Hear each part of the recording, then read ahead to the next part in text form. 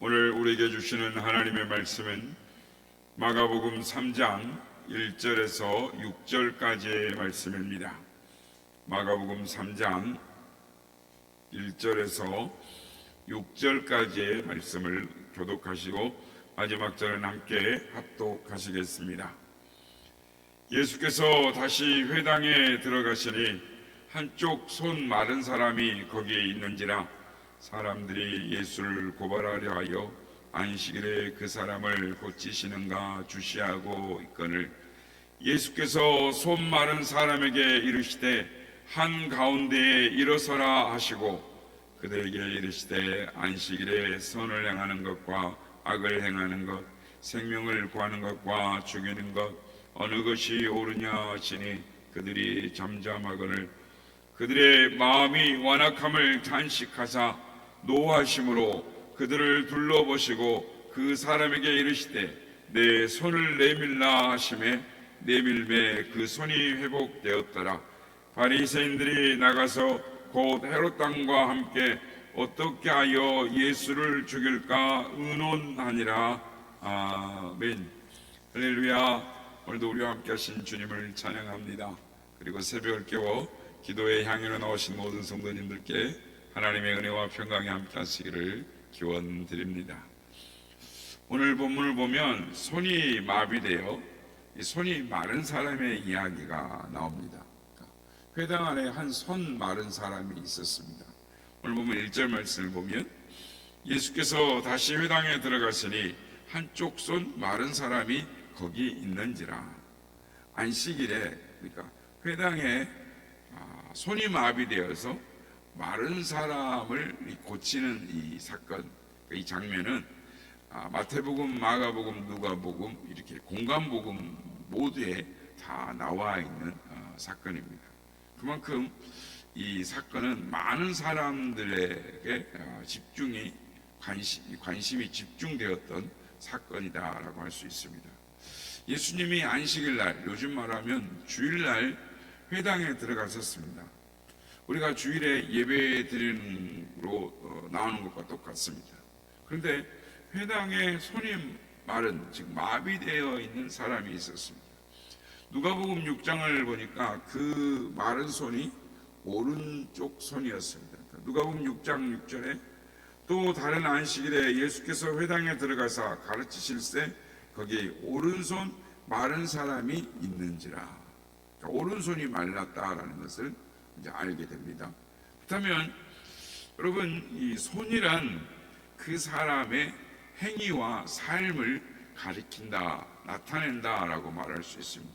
그러니까 성경에서 오른손은 의롭고 바른 손을 의미합니다. 그런데 오른손이 말랐다라는 것은 오늘날 같으면 교회를 다니고 있지만 심령이 메말라서 의로운 모습이 사라지고 형식적이고 습관적인 신앙생활을 하고 있었다라는 것을 의미합니다. 이와 같은 문제는 예수님을 처음 믿었을 때 그 첫사랑과 감격을 잃어버리고 신앙의 열정도 사라지고 기쁨과 감사도 사라졌을 때 나타난 모습이라 할 수 있습니다. 우리는 이 시간 우리 자신을 한번 돌이켜 보아야 하는 것입니다. 혹시 내가 이 손 마른 사람과 같은 모습은 아닌가? 예수님을 믿었을 때 그 기쁨과 감격과 감사는 사라지고 형식적으로 습관적으로 신앙생활을 하고 있지는 않는가?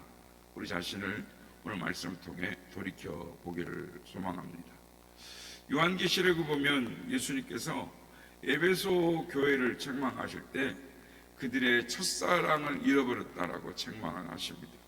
요한계시록 2장 4절 5절 말씀입니다. 그러나 너를 책망할 것이나니 너의 처음 사랑을 버렸느니라.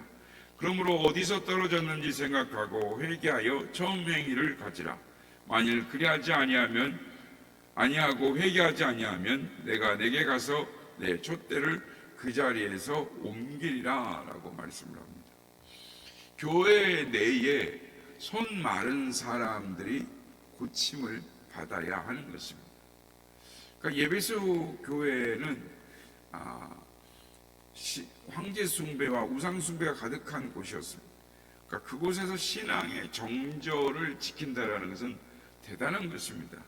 그런데 신앙의 정절은 지켰는데 에베소 교인들이 교회에 나와서 별 기쁨이 없고 또 가끔 교회도 빠지고 예배를 드려도, 그러니까 바울 사도가 3년의 그 심혈을 기울여서 그들에게 우리가 이제 에베소 교회도 나중에 묵상을 하겠습니다만은 하나님의 예정론, 하나님의 태초에 우리를 선택하시고 그 가운데 하나님을 찬송하는 아주 그 영적으로 깊은 내용을 에베소 교인들에게 3년을 가르쳤습니다.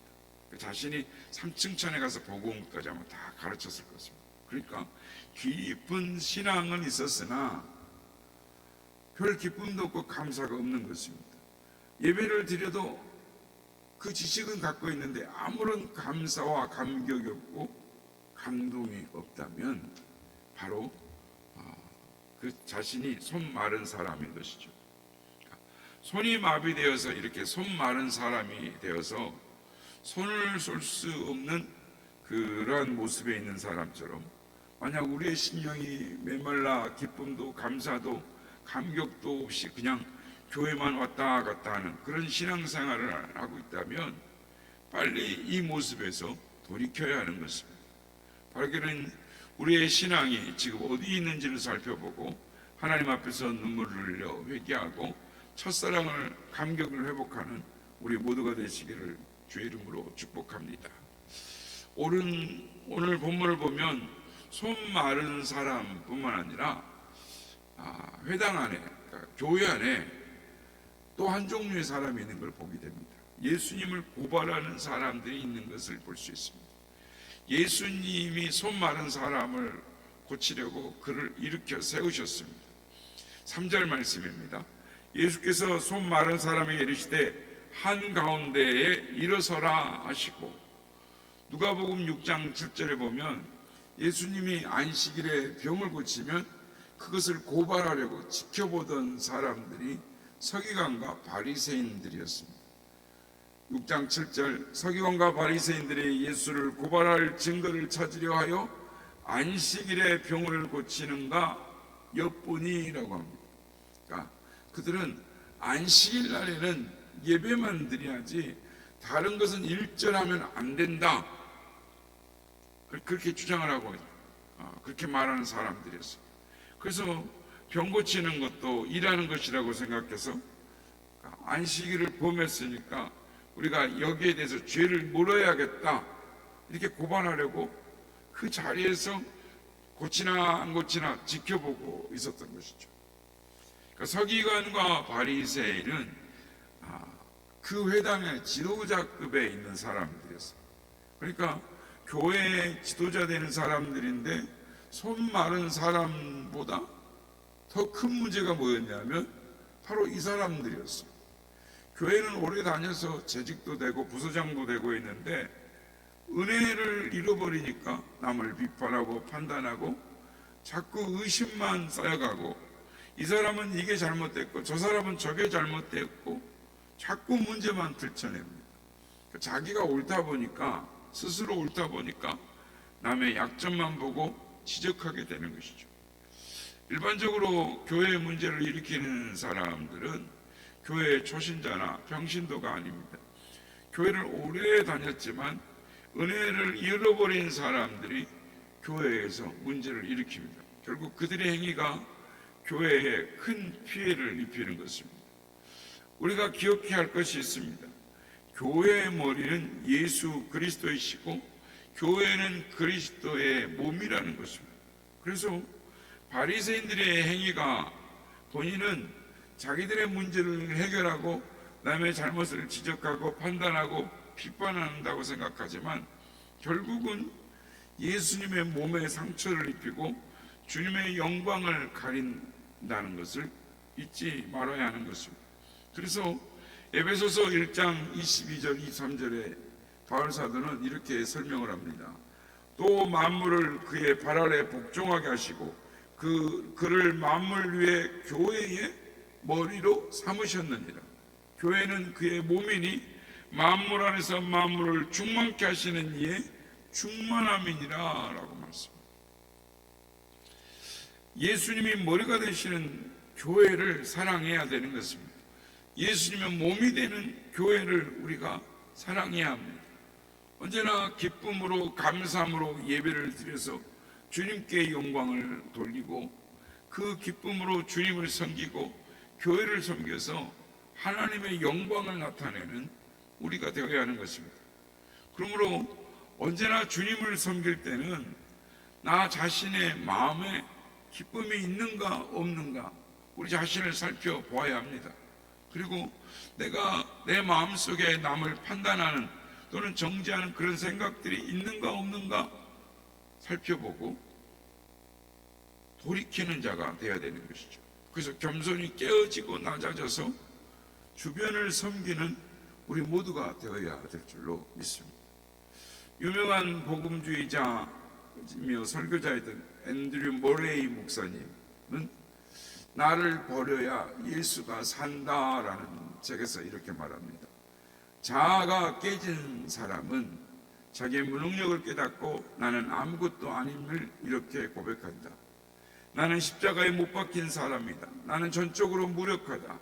모든 생명의 호흡과 힘이 내 주님으로부터 나와야 한다. 이렇게 고백을 합니다. 그렇습니다. 진짜로 은혜를 받은 사람은 나는 아무것도 아닙니다. 주님만이 나의 모든 것이 되십니다. 라고 고백을 합니다. 그렇습니다. 우리가 주님을 섬기면서 주님의 은혜가 우리 마음에 충만해져서 주님 모든 것이 주님의 은혜입니다 라고 감사하고 또 감사하며 나는 아무것도 아니고 주님만이 모든 것이 되신다고 고백할 때 하나님의 은혜가 임하는 것입니다. 하나님의 축복이 임하는 것입니다. 바라기는 예수님을 잘 섬겨서 영혼이 잘된 것과 같이 범사가 잘되고 강건하고 또 생명을 얻어 풍성히 은혜를 누리는 우리 모두가 되시길 주님의 이름으로 축복합니다. 마지막으로 오늘 본문 5절 말씀을 보면 병자를 고치시는 예수님에 대해 말씀을 합니다. 5절 말씀입니다. 그들의 마음이 완악함을 탄식하사 노하심으로 그들을 둘러보시고 그 사람에게 이르시되 내 손을 내밀라 하시니 내밀매 그 손이 회복되었더라. 예수님이 마음이 완악한 자들을 보고 탄식을 하셨습니다. 그리고 병자를 세우신 다음에 말씀을 하십니다. 내 손을 내밀라. 손이 마르고 손이 비틀어져서 손을 쓰지 못하게 되던 이 사람이 예수님의 말씀을 듣고 믿음으로 손을 내밀 때 그 즉시 마른 손이 회복이 되고 정상적인 손이 되었습니다. 할렐루야. 성도 여러분, 오늘도 주님께서 우리에게 말씀을 하시는 것입니다. 염려, 근심, 걱정으로 메마른 내 손을 내밀라. 절망의 문제 속에 메말랐던 내 손을 내밀라. 비판적이고 부정적인 생각으로 메말랐던 내 손을 내밀라. 마음의 병으로 육신의 병으로 메마른 내 손을 내밀어라. 성도 여러분, 우리가 믿음으로 주님께 손을 내밀 때 주님이 즉시 우리의 병을 고치 주시는 줄로 믿습니다. 주님께서 우리에게 오늘도 네 손을 내게 내밀라 라고 말씀하십니다. 마음의 병, 육신의 병, 우리 삶 속의 모든 절망을 우리가 손을 내밀 때 주님께서 고쳐주시는 것입니다. 그게 가정의 문제든 개인의 문제든 생활의 문제든 자녀의 문제든 직장의 문제든 어떤 문제든지 주님 앞에 내밀 때, 주님께 맡겨드릴 때 주님이 병을 고쳐주시는 것이죠. 문제를 해결해 주십니다. 이 사실을 믿으시는 우리 모두가 되시길 바랍니다. 주님이 말씀하십니다. 너희가 이제는 주님 안에서 변화되고 치료받고 회복되어서 감사의 손을 내밀라. 기적의 손을 내밀라라고 말씀하십니다. 우리가 주님께 믿음으로 손을 내밀 때 우리에게 하나님의 은혜가 임하게 되는 것입니다. 그리고 우리가 또한 다른 사람들을 섬길 수가 있게 되는 것이죠. 주님 앞에 손을 내밀 때 주님이 그 손을 붙들어 주시고 기적을 행하여 주시고 주님이 우리를 붙들어 주시고 인도해 주시는 것입니다.